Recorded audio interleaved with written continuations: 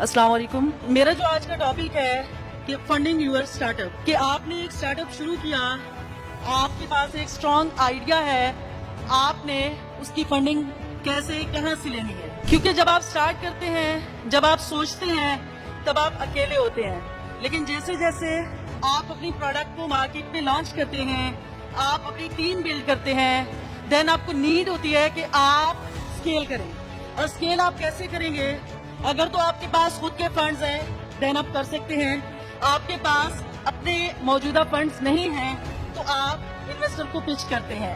तो हमारा जो आज का टॉपिक है वो फंडिंग के हवाले से ही है। सबसे पहले हम देखते हैं कि हमारे पास स्टार्टअप क्या है। स्टार्टअप हम कहते हैं कि हमारे पास एक यूनिक आइडिया हो, ऐसा आइडिया जो मार्केट में किसी गैप को फिल कर रहा हो। यानी ऐसा नहीं है कि आपके पास आप बस रात को सोए हैं, आपको ख्वाब आया है, आपने प्रोडक्ट बनानी है और आपने उसको बना दिया। आपने ये देखना है कि कस्टमर का कौन सा मसला मेरी प्रोडक्ट हल कर रही है, मैं ऐसी कौन सी चीज, ऐसी कौन सी इनोवेशन मार्केट में ला रही हूँ कि जिससे हमारी जो कम्युनिटी है उसको वैल्यू मिल रही है। जब आप कम्युनिटी को वैल्यू देते हैं, कम्युनिटी भी आपको वैल्यू देती है। कैसे? आपकी सेल्स इंक्रीज होती है, रेपुटेशन बिल्ड होती है, आपका बिजनेस एक्सपेंड होता है। सो आप एक यूनिक आइडिया के साथ आएंगे, लेकिन इसमें बहुत ही हाई रिस्क होता है, क्योंकि एक स्टार्टअप जो है उसके अंदर स्केल होने की जो सलाहियत है वो बहुत ज्यादा होती है। एक आम बिजनेस आहिस्ता आहिस्ता बतदरीज बनता है, लेकिन एक जो स्टार्टअप होता है वो आइडिया अगर आपका वाकई ऐसा है जो किसी भी मार्केट गैप को फिल कर रहा है, तो आप दिनों में तरक्की कर सकते हैं। आप शहरों में, मुल्कों में अपने ब्रांचेस लेके जा सकते हैं। लेकिन जितने ज्यादा चांसेस हमारे पास ग्रोथ के हैं, उतने ही ज्यादा चांसेस हमारे पास रिस्क भी हमारे पास उतना हाई हो जाता है कि हो सकता है हम फेल हो जाए। और हो सकता है नहीं, ये रिसर्च हमें बताती है कि दुनिया में 90% जो स्टार्टअप होते हैं वो फेल हो जाते हैं। ओनली 10%, 10 में से भी 9% वो जो कि सर्वाइवल फेज में होते हैं, ओनली 1% जो कि आगे जाके यूनिकॉर्न बनते हैं। यूनिकॉर्न क्या होता है कि आपकी जो कंपनी है उसकी वैल्यू $1 बिलियन प्लस हो जाए। और दिलचस्प बात या अफसोसनाक भी कह सकते हैं कि अभी तक पाकिस्तान में एज सच रिसर्च इस हवाले से खामोश है कि एक सिंगल यूनिकॉर्न भी नहीं है। मार्केट में अभी तक बहुत सारा गैप मौजूद है। हमारे पास यंग जनरेशन है, हमारे पास आइडियाज है, लेकिन हमारे बच्चे यहाँ पे आके मार खा जाते हैं कि उनके पास फंड्स नहीं है, उनके पास ऐसा, उनको पता ही नहीं है कि उन्होंने इन्वेस्टमेंट कहाँ से लेके आनी है। तो आज हम इसी पे बात कर रहे हैं। अच्छा, फिर इन्वेस्टमेंट में क्या होता है? आप किसी के पास भी इन्वेस्टमेंट लेने जा रहे हैं, सबसे पहले आपके पास आइडिया है, आपने उसको टीम अपने साथ बनाई। टीम के बगैर कोई भी इन्वेस्टर आपका आइडिया नहीं सुनेगा।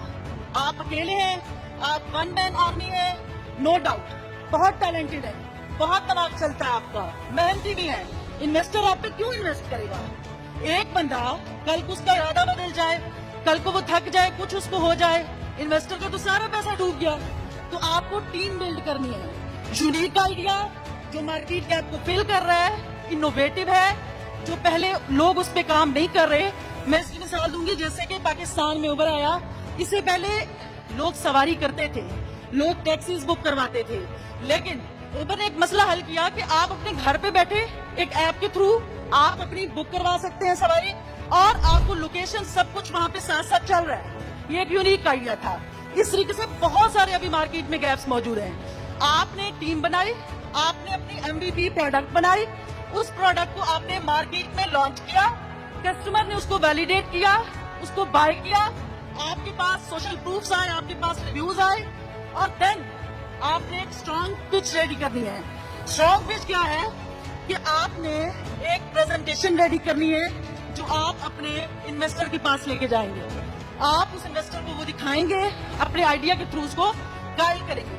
अब इसमें क्या होता है कि हमारे पास फंडिंग जो है ना, उसके भी पहले तो आपके पास प्री सीड, एक बीज जब जमीन में बोया जाता है, उससे पहले जमीन को नरम किया जाता है। आपने आइडिया अपना लॉन्च किया, अपना आइडिया सोचा, वो फिर आपके पास सीड स्टेज है, वहां पे आपने अपनी प्रोडक्ट को लॉन्च किया।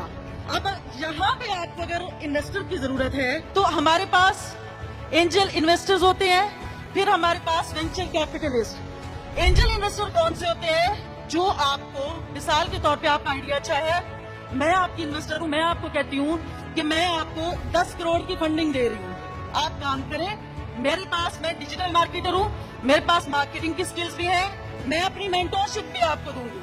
अमूमन ये सीड स्टेज पे ही हमें मिलते हैं, तो ये काफी अच्छे इन्वेस्टर्स होते हैं प्राइवेट पे, तो हम लोग इनको अवेल कर सकते हैं। अगर किसी को भी अपने स्टार्टअप के आगाज में कोई एंजल इन्वेस्टर मिल जाता है तो उसके जो ऊपर जाने के चांसेस हैं, जो कि हाई जाने के चांसेस है, वो बढ़ जाते हैं। इसी तरीके से फिर हमारे पास आ जाते हैं वेंचर कैपिटलिस्ट, ये वीसीज कौन होते हैं?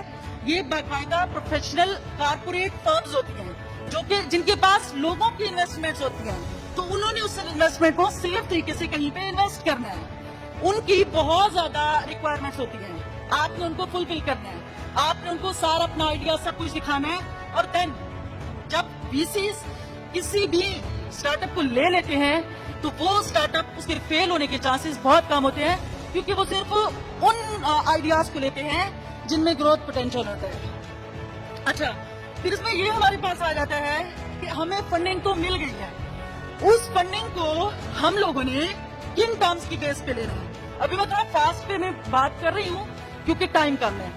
तो आपने जब भी कोई भी इन्वेस्टर आपको मिलता है, एंजल इन्वेस्टर है, वीसीज है, कोई भी है, टर्म्स एंड कंडीशंस में कभी भी आपने गलती नहीं करनी है। आपने, हमारे पास गुड डील होती है, हमारे पास ओके डील होती है, हमारे पास बैड डील होती है। गुड डील, आप 10 to 15% उनको इक्विटी दे रहे हैं, शेयर्स दे रहे हैं, पार्टनर बना रहे हैं, और साथ में आपको मेंटोरशिप भी मिल रही है। ऐसा इन्वेस्टर आपके लिए गुड डील है, आप उसको जरूर ओके करें। इसके बाद हमारे पास ओके डील है, आप 15 to 20% उनको शेयर्स दे रहे हैं, और साथ में उनको डिसीजन पावर आपने नहीं देनी। अगर आप अपने स्टार्टअप के आगाज में ही डिसीजन पावर किसी और को दे देंगे, कल को बोर्ड ऑफ डायरेक्टर्स आपको डिसमिस कर देंगे, और ऐसी बहुत सारी मिसालें मौजूद हैं। फाउंडर ने दिन रात एक किया और at the end of the day उनको वहां से रिमूव कर दिया गया। तो आपको ये देख लेना है कि मुझे किस तरीके से, किन टर्म्स एंड कंडीशंस की बेस पे वहां पे अपना जो मेरी एक इन्वेस्टमेंट पिच है रेडी हो रही है, और जो इन्वेस्टमेंट प्लान है, जो एग्रीमेंट है हम साइन कर रहे हैं, उसमें आपने गलती नहीं करनी। फिर आपको इन्वेस्टमेंट मिल गई, आपने उसको यूटिलाइज कैसे करना है। आप सिर्फ इन्वेस्टमेंट तो मिल जाना काफी नहीं है। दुनिया भर में बहुत सारे स्टार्टअप जिनको अच्छी खासी इन्वेस्टमेंट मिली लेकिन वो फेल हुए, उसके बदले में वो स्टार्टअप जिनको बिल्कुल थोड़ी सी इन्वेस्टमेंट मिली लेकिन उन्होंने उसको स्ट्रेटेजिक वे में यूज किया, अच्छे तरीके से, जहां जहां पे वो लगना चाहिए था फंड वहां पे लगाया, और वो सक्सेसफुल रहे, वो कामयाब रहे। तो आपको भी अपनी जो एक स्ट्रेटेजिक डिसीजंस हैं, आपको टॉप लेवल के डिसीजंस वो बहुत सोच समझ के लेने हैं, चाहे आपका बिजनेस बैकग्राउंड है या नहीं है। आज आपने घर जाके ये सर्च करना है कि किसी भी इन्वेस्टर को पिच हम कैसे करें, इन्वेस्टर्स हमें कहाँ से मिलेंगे। इन्वेस्टर्स फाइंड करने के भी बहुत सारे तरीके हैं, ग्रुप्स बने हुए हैं डिफरेंट, आपको जो है इसके अलावा ऐसे ऑफिशियल फंड्स वगैरह हैं, ऐसे नेटवर्किंग इवेंट्स, यहाँ पे भी आपको इन्वेस्टर मिल सकते हैं। बस आपको ये जरूरत है कि आप ये देखें कि आपको कहाँ पे कौन सा मौका मिल रहा है, आप उसको फौरी अवेल करें। लास्ट में मैं आपको एक मूवी रिकमेंड करती हूँ, आप सब जरूर देखिएगा, मैड यूनिकॉर्न। अगर यहाँ पे स्क्रीन होती, मैंने स्क्रीनशॉट उसका लिया हुआ था, मैं आपको दिखा देती। थाईलैंड की मूवी है मैड यूनिकॉर्न फ्लैश एक्सप्रेस, और ये वहाँ के रियल जो फ्लैश एक्सप्रेस उनका एक बिजनेस है, एक स्टार्टअप है, थाईलैंड का फर्स्ट यूनिकॉर्न, उसके जो बानी है, जो उसके फाउंडर है, उसकी कहानी है। आप सब आज लाजमी जाके ये देखिएगा, नेटफ्लिक्स पे अवेलेबल है इंग्लिश पे।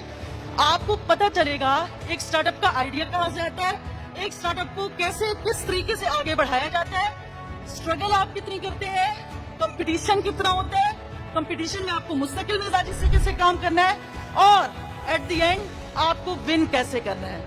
मेरी बहुत सारी दुआएं आप सबके साथ हैं। मैंने बहुत मुश्किल टॉपिक बहुत ही थोड़े टाइम में क्लोज करने की कोशिश की है। अगर आपको कुछ ना समझ आया हो तो आप सिद्रा नसीम सर्च कर सकते हैं किसी भी सोशल मीडिया चैनल पे, और आप मुझसे गाइडेंस ले सकते हैं। मैं इंशाल्लाह आपको गाइड कर दूंगी। इस दुआ के साथ इजाजत चाहूंगी कि खुदा करे मेरी रोज़े पाक पे उतरे वो फसले गुल जिसे अंदेशा है ज़वाल ना हो, और यहाँ जो फूल खिले वो खिला रहे सदियों, यहाँ से फिजा को भी गुजरने की मजाल ना हो, और खुदा करे मेरी किसी भी हमवतन के लिए हयात जुर्म ना हो, जिंदगी बवाल ना हो। अस्सलाम।